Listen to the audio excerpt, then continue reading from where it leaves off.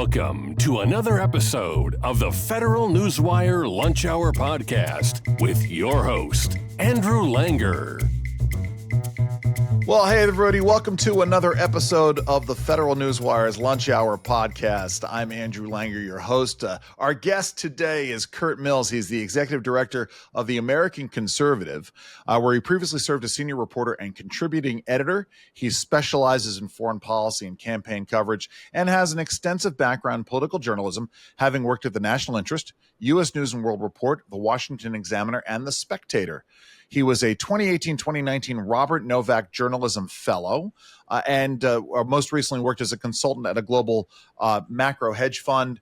He and I share a common heritage. We both have BAs from William & Mary, though his is in government. Curt, welcome aboard. And let's start here because, you know, we're going to be talking about this piece that's in the American Conservative. But before we get there, you know, your background, and I appreciate this, coming out of this William & Mary, what other places call political science, but William & Mary calls government.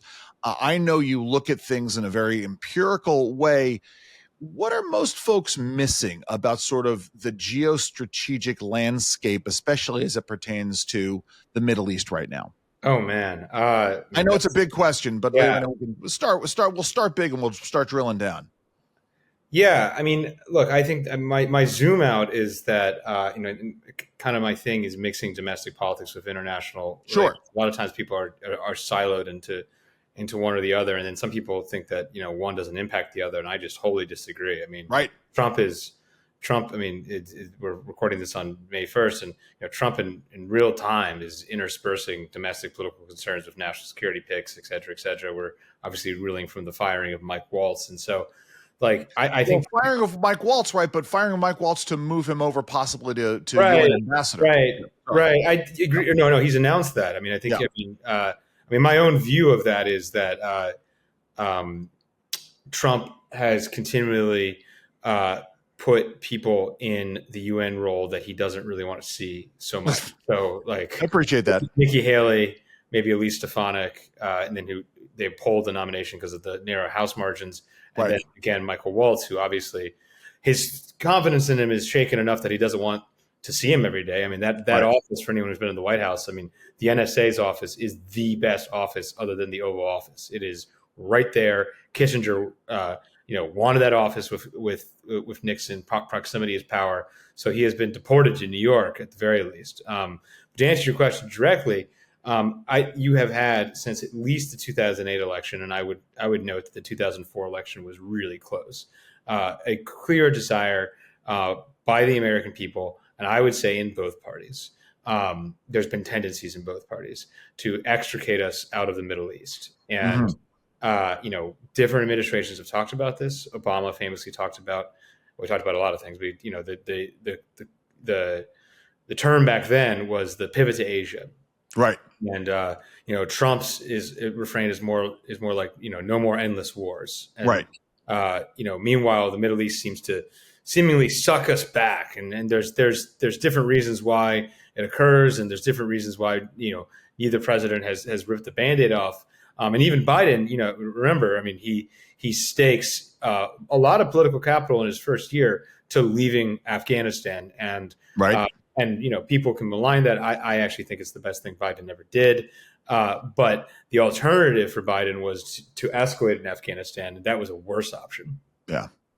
Well, it's interesting you raise this issue because it kind of dovetails into a debate that I heard back in December between a couple of folks from the Bulwark and Nick Gillespie and Matt Welch from Reason, in which, Nick Gillespie made was a stunning statement, and I was pleased with it, was, that he was taking a, shall we say, an even-handed view. Like he wasn't coming to any sort of preconceived notions about the second Trump administration. He was going to keep an open mind about it. But with regards to this issue of getting America out of these foreign entanglements, and we can get to the issue of having an America first foreign policy, because I think that's a separate issue.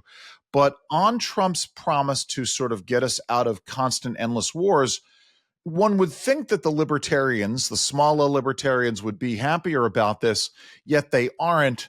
And Curt, let me ask you, why do you think the libertarians aren't happier about this stuff? So who would you flag as, not to pick on anybody, but give me a name, an avatar of the perspective that you think? Well, no. All right. So I'm thinking the folks at Reason and Reason Magazine who sort of had this constant anti-Trump din, my friends at the Cato Institute who have this constant anti-Trump din. Again, sort of taking an understanding the reality of politics is that we don't get everything that we want all the time, nor should we probably. But the reality is, I was disappointed, for instance, that the Cato Institutes of the world were not greater cheerleaders of the fact during the first Trump term that we kept regulatory costs essentially constant over 4 years. But here we are now where Trump is promising to do these things that libertarians have been cheering. And I don't see much ballyhoo from anybody who sort of is in the major libertarian press talking about this stuff. Okay. Yeah. I mean, I would, so there are people that are obviously self-identify as maybe capital L Libertarian Party, people that, and I would note that Trump's outreach toward the Libertarian Party, again, capital L, is pretty much unprecedented. Right. I agree with that. His envoy, Vivek Ramaswamy, went to the convention. I mean, it's just, I'm not familiar with a major party. So let me be really clear about this. I'm not saying that Trump hasn't made overtures and that Trump has not made himself to try to be more attractive in a whole host of areas. I think he's been, frankly, the most libertarian president we've had, if not bordering on objectivist, given some of the utilitarian ways he looks at things. And again, that's not me decrying it or criticizing.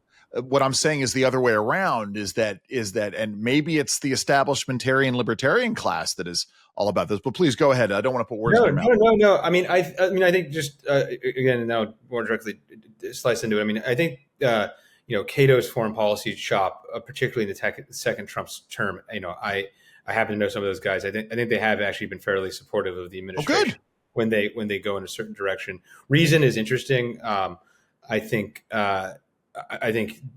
what you're describing is probably more accurate within their sphere. Although I would note, again, my friend and colleague Matthew Petty does great work over there, and he's certainly not.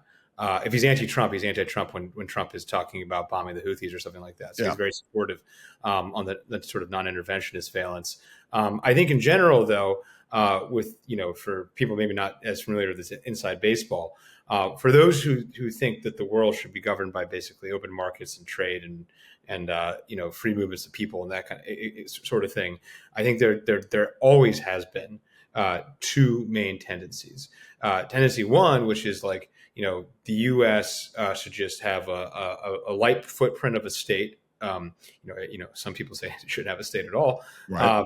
That's that. And, that's all you have to do. And then, they say that's what the American founding was about, et cetera, et cetera. Of course, people can debate this all day. But I think another tendency, which I think some libertarians don't account for and haven't really directly answered, is a sort of utopian vision of, very sort of like Francis Fukuyama, end of history sort of thing. Markets and capitalism and democracy are the zenith of the human experience, the best form of human flourishing. And accordingly, we need to export this, and any sort of alternative governing model is our problem. And I would say, very tellingly, somebody who identifies as libertarian, if you read his interviews very closely over the years, is John Bolton.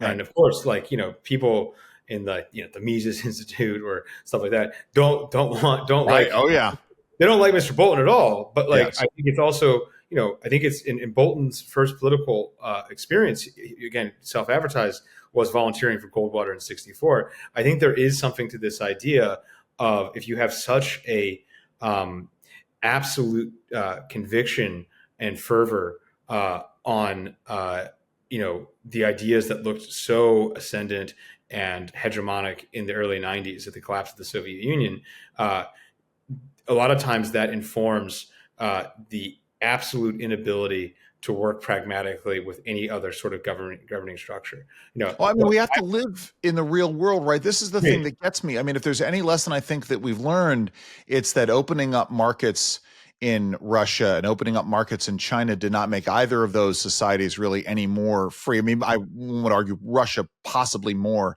than China, certainly. And so which gets us into, actually it gets us into this other part, which is, I mean, markets have enriched the state of, yeah. I mean, for autocrats. I mean, particularly in the Chinese example, but also in the Russian example. Right. Right. And it's an excellent point. I think, on balance, if you compare the people living in Russia, you can say that they are more free than they were. Do they have the same freedoms as Americans do? No. And this is not me sort of championing it by any measure, the Russian state under Putin at all. But, my point is just sort of making the contrast with China. Let me ask you this, as we look at American foreign policy and this idea of extricating ourselves from the Middle East, one of the most major shifts that we've seen under this Trump administration is the idea of having American interests and the interests of the American people represented in our foreign policy. As we're recording this, we just had the deal signed by Ukraine for mineral rights, which, again, this idea of putting economic benefits for the United States, at the same level as the possibility of defending or engaging in aid. This is a shift in foreign policy, and maybe you don't agree, but we'll want to get your thoughts on at least this as a thesis. You mean you like the sort of transactional nature of the potential Ukraine deal, or? Yeah, I mean, and this idea that if we're going to engage in these kinds of policies, the American people ought to get something out of it. Sure. I mean, myself. Okay, what is occurring right now is better than the status quo ante, and I think that's okay. It's always incumbent, I think, upon analysts not to be perfectionists. But yes. Life is messy, and so. But I think I am concerned about the minerals aspect, not existentially concerned, but I would say, number one, a lot of times it's not entirely clear where the minerals idea actually came from. There's I think some circumstantial evidence that it's effectively a sort of neoconservative idea to keep us in the conflict. So I would flag particularly with Afghanistan. When we were really talking business about getting out of there, Khalilzad, Trump's envoy in the first term, was negotiating with Doha as the deal was coming across, and Biden meant business about getting out in 21. All of a sudden, we hear about, this is 19 years or 20 years into the occupation in Afghanistan. We hear about all these minerals that will right.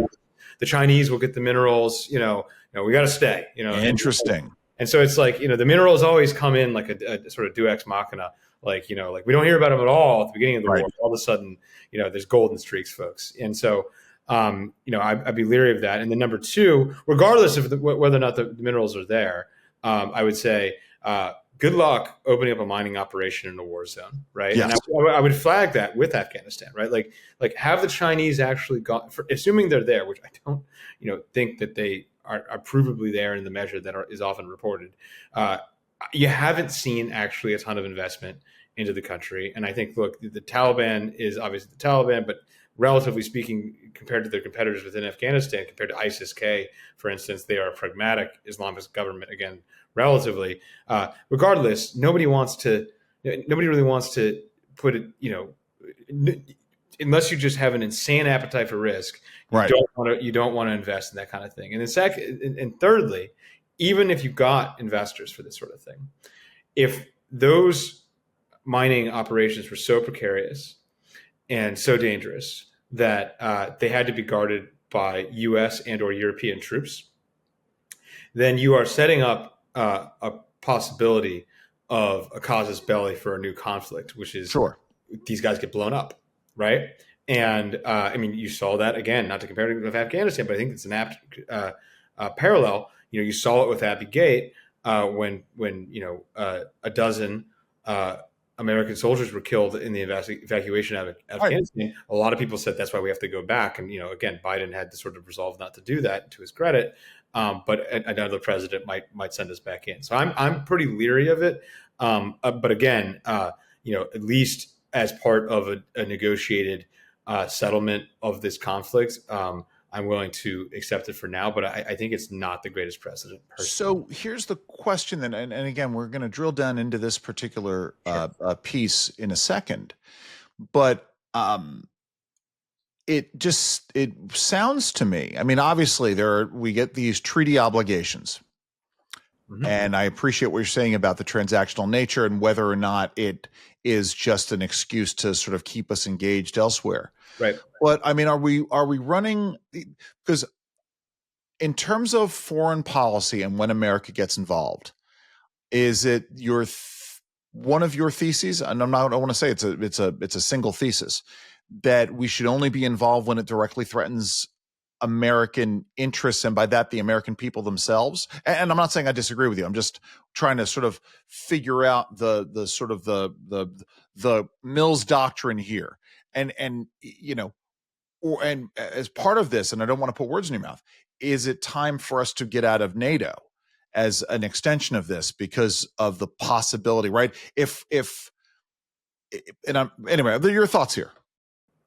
Well, I mean, I would say that I agree with basically everything you said as sort of describing my worldview. Yeah. Other than the word threatens, I think I would use the word foreign policy that does not advance the interests of the American people is inappropriate. Sure. So I mean, I think that should be right at a basic level. But I guess my point is, it's every other country rolls like that, with the exception of us. Right. It's the question of when would we put our troops, like when will we have our troops in Europe? Will we get our troops out of Germany? Will we get our troops? And I'm not saying it's the time may very well have come. There was a period of time when we were actively pulling troops, drawing down our commitments on foreign soil. Is it time for us to get our troops out of South Korea? What are your thoughts here?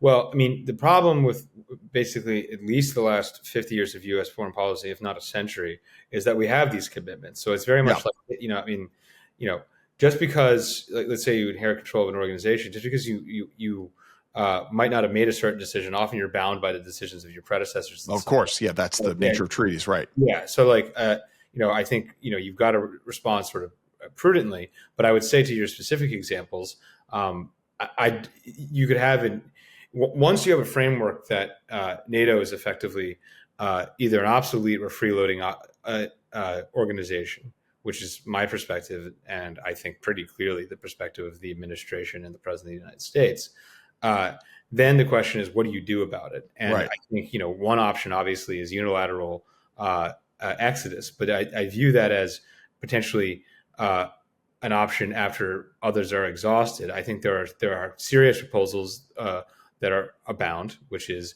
number one, let's get the spending up from the other partners. So regardless, even if you leave, that at least allows our European partners, such as they are, to be more prepared. I think you already see evidence in that in Germany, particularly Poland. The French are always making noise.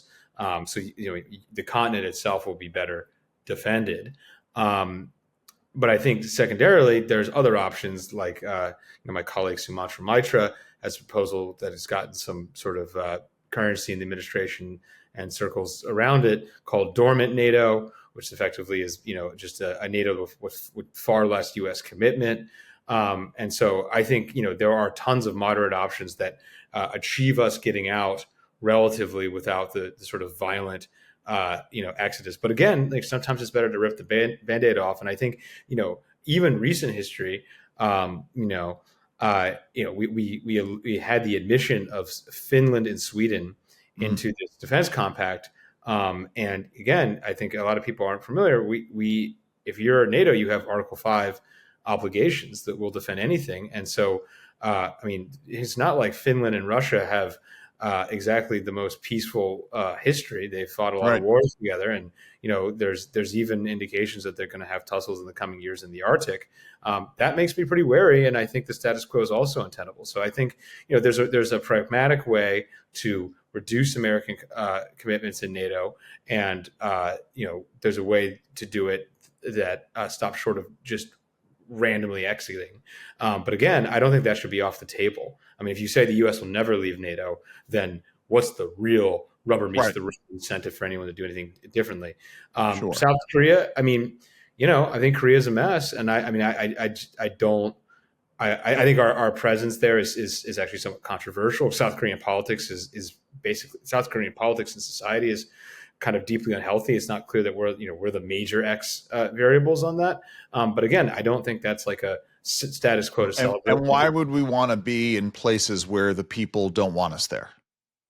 Yeah, I think it's all over the map. And my basic understanding of South Korea politics is that conservatives are more hawkish on North Korea and generally inclined to work with U.S. hawks, and the South Koreans are more open to détente with the North and are less inclined towards American support. And a lot of times in East Asia, you see sort of strange alliances, like for instance in Taiwan. The KMT, which everybody's familiar is sort of the Chiang Kai-shek party. Over the years, though, it's metastasized as a more socially conservative, but also more pro-Chinese mainland party. And you have this sort of, it's weird. And then you have this sort of center-left,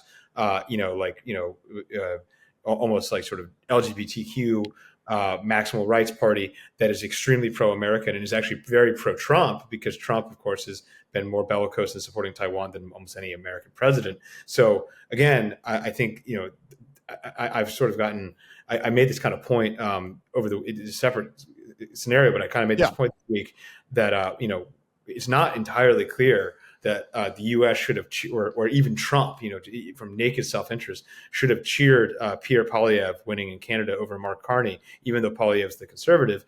I think we shouldn't care really about the domestic politics of these countries. We should just worry about who's the best working partner for the U.S.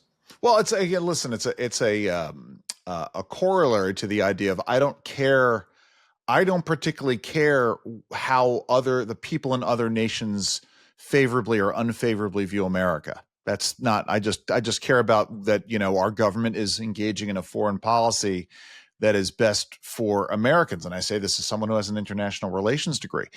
So let's go here, because I want to talk about this piece that's in the American Conservative about the Middle East. What have we been getting wrong about Middle East relations, or what are so many people getting wrong about Middle East relations, sort of as an introduction to this issue?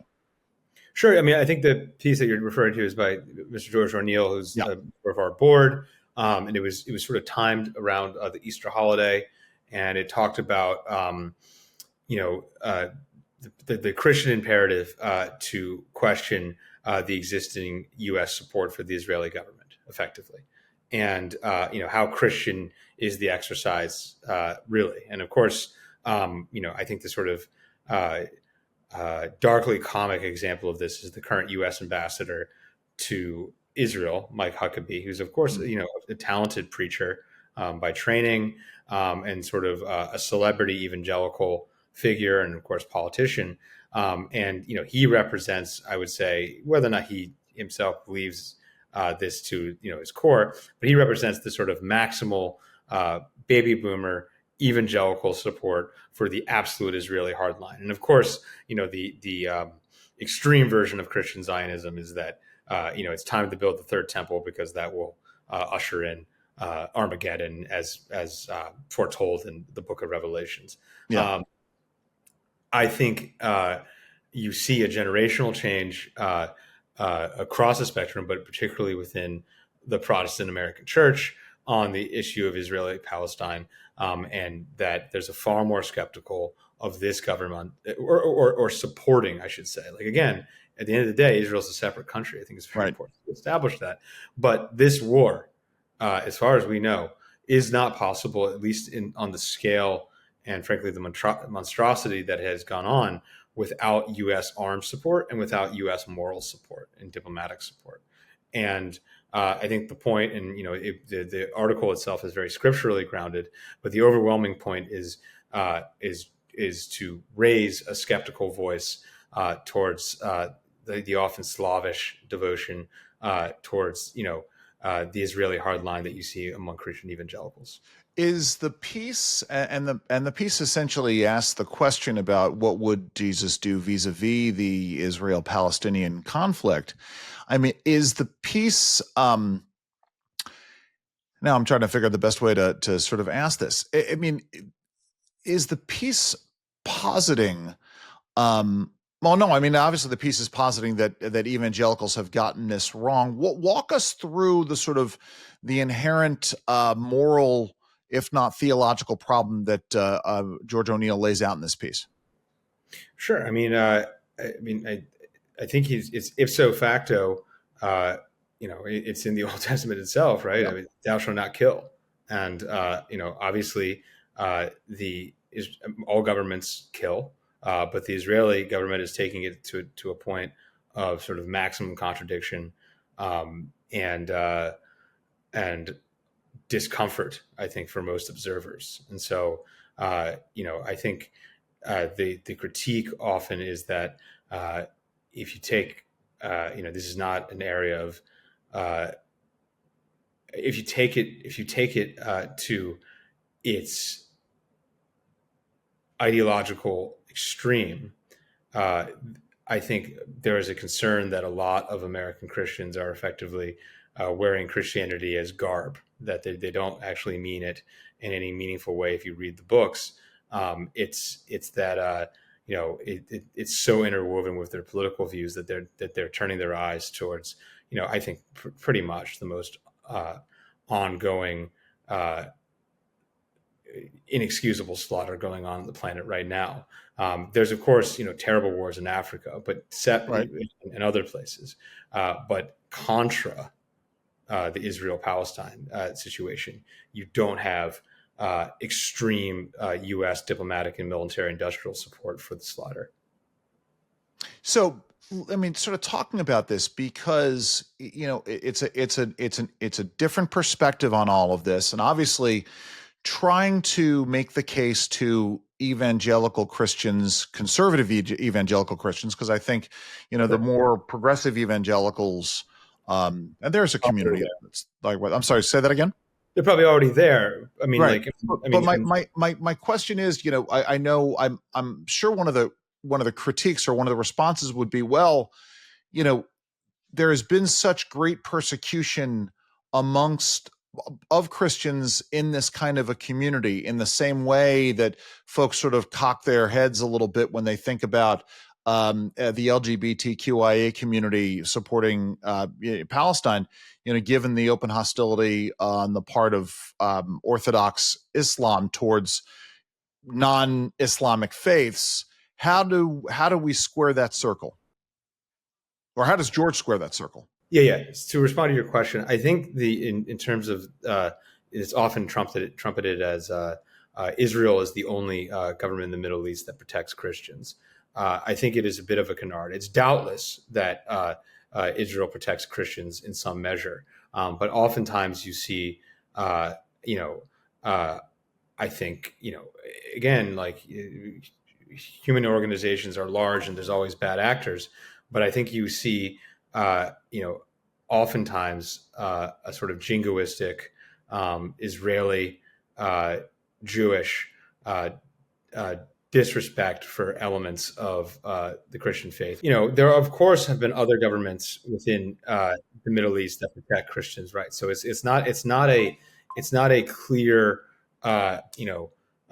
one size fits all approach. And I think particularly let's relate this to where there's an implication. Obviously the hottest thing going on in the Middle East right now is Iran, and I think we saw yesterday the very prominent Intel committee chairman Tom Cotton, potential future Trump cabinet member, potential future presidential candidate. He flagged that our incentives and imperatives here are very clear, and our friends in the Middle East agree. Again, I think first of all, it's not clear that the Israeli government really in any meaningful way speaks for all of Israelis. It's not clear that the way the Israeli government is rolling furthers the national interest of the Israelis. I think that's also their business.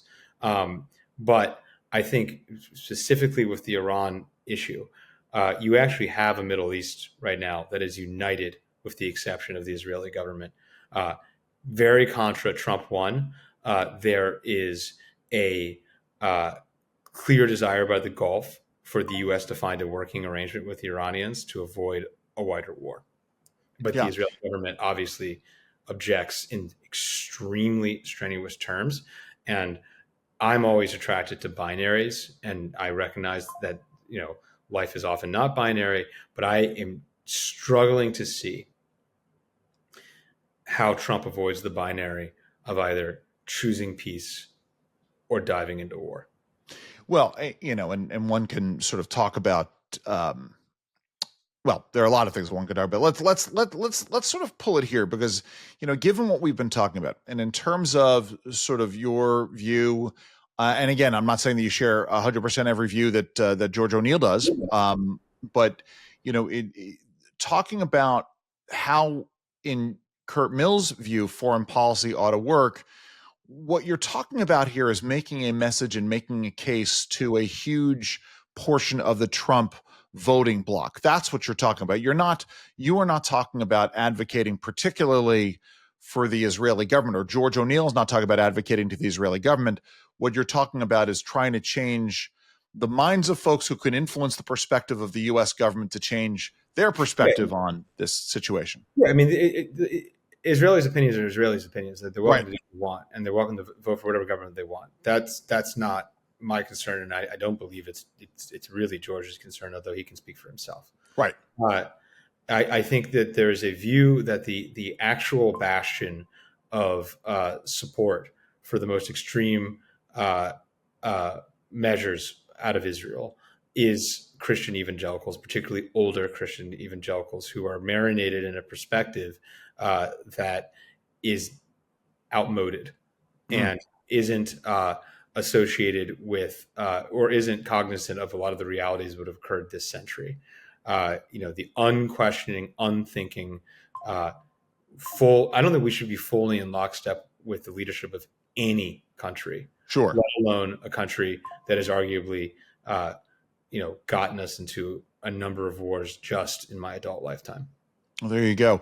Well, so the remind us all what the piece is called. I believe it's called "What Would Jesus Do?" What would Jesus do? Yeah, we do. I'm always torn on these headlines because we change them for SEO optimization. Of course. And I'm a little bearish on esoteric headlines. Like, we got to say. So, but the point is, you can go to the American Conservative. You look for the piece by George O'Neill. Yeah. It came out on the Thursday before Easter, and I think that's very key. Like the sort of that question raised in Holy Week, an Easter message. It was powerful, and we got a lot of reception, and we were thankful for the contribution. Our guest has been Curt Mills. He is the executive director of the American Conservative. Curt, I'm sorry, how do you find the website? www.theamericanconservative.com. You can see our people and our publication on X, and just check us out. And if you're so inclined, help us out. I am Andrew Langer. This has been the Lunch Hour with Federal Newswire. Enjoy the rest of your lunch. This has been the Federal Newswire Lunch Hour podcast, hosted by Andrew Langer. Check out the Federal Newswire's family of websites, as well as their social media stream.